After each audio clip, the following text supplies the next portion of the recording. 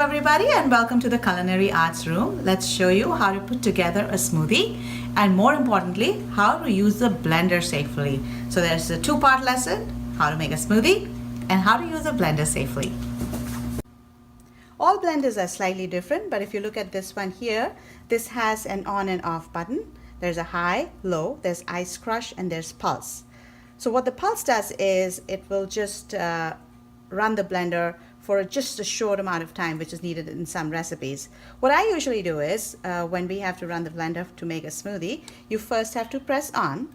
So that turns on this red light. If you can see, there's a blinking red light here. That means the blender is ready to work. And then I always start with low first and then move on to high. Now let's show you how to put together a very basic strawberry banana smoothie. You can make smoothies of all different kinds and definitely try lots of them. But for now, we are making a strawberry banana smoothie. You should always start by adding some liquid to the blender. So we're going to add milk first.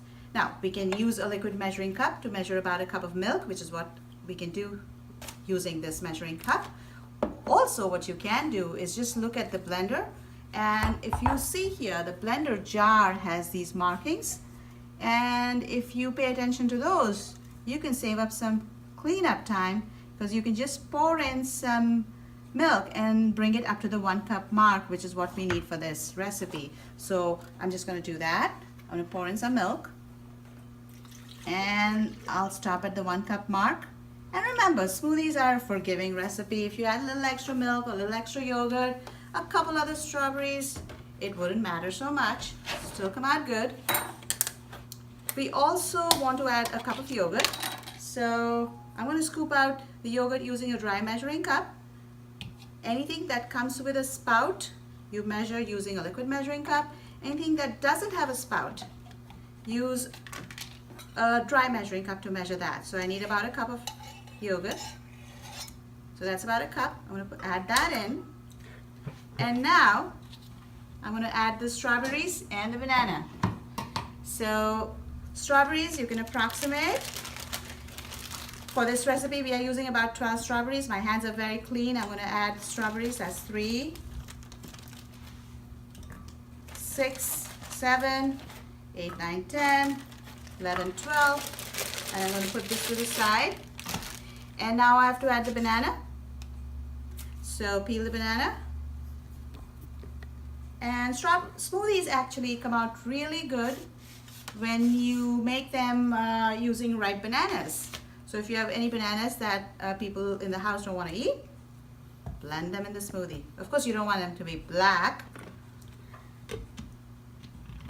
Put the cap on. Make sure the lid fits on tightly. So once the lid is on tight, it's ready to go on the blender base. But if you want to add ice, maybe you want to do that right now. Adding ice is optional. If you're using frozen strawberries, you may feel that the smoothie is chilled enough just without ice. But if you want to add ice and want a really nicely chilled smoothie, you can add about a cup of ice. I'm adding 4 ice cubes here. And then put the lid back on, nice and tight.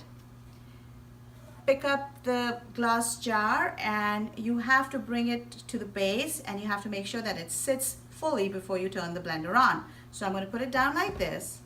And sometimes it needs a little bit of turning around before it sits. However, I don't want you to turn it once it has settled on this. If you move it around, you might unscrew the base of the jar and separate it from the glass portion of the jar. So just pick it up and put it in, and you might need to loosely move around a little just to get it to settle down. But what you should not do is not use too much force. So you should not be using force in this area.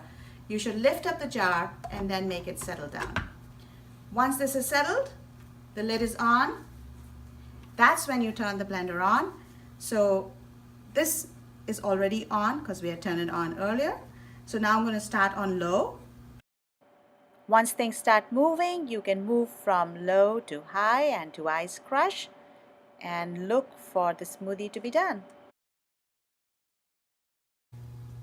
Let's show you how to pour the smoothie so that you can do it without making a mess. It's okay to make messes in the kitchen, but if we can avoid them, hey, why not? because as much as I love cooking, cleaning is not that much fun. So here's my suggestion. Keep the blender jar over the sink, line up your cups just the way I did over here, and do all the pouring over the sink. So watch this. Go like that. And sometimes I also go over the cup like that, the lip of the cup, just so I can get the last drop in and put it on the side. Go like that. So now make as many cups as you need to, depending on the number of people in your group. See how creamy and yummy it is? It smells good already. We use vanilla yogurt today, but if you're using plain yogurt, you may want to add a teaspoon of vanilla to it. So once all your smoothie has been poured, now it's time for you to clean the blender. So I'm going to move the cups to the side and I'll show you how to clean the blender. To clean the blender, here's what I want you to do. I want you to rinse the blender first.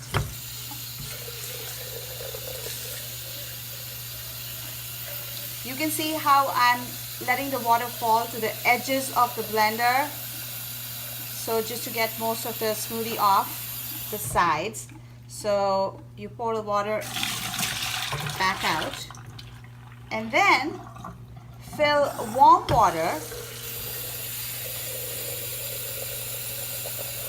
about halfway only, so only about a halfway into this, and then put just one small squirt of soap in there, and then take it back to the blender and put the lid on nice and tight and make a soap smoothie. That's one of the easiest ways of cleaning the blender. So we're going to walk over to the blender, we're going to run it, we'll see lots of bubbles, it'll look like a soap smoothie. You'll bring it over back here and rinse it again. So we have the blender jar filled with warm water about halfway, one squirt of soap, press on. This time you can go on high. Turn it off, bring it back to the sink and rinse it a few times. Let's show you that. Once you've rinsed the blender jar a few times, the water looks all clean on the inside, the blender jar looks clean on the inside, you can pour it out and then put it upside down on the draining rack. So I'm going to put it upside down over here. There's no need for you to put any towels inside to dry it. Just let it air dry. Here's the lid. Rinse it a few times. Make sure there's no smoothie stuck in the edges. This, of course, you can dry and put it on the draining rack, and it's ready to use the next time you want to use it.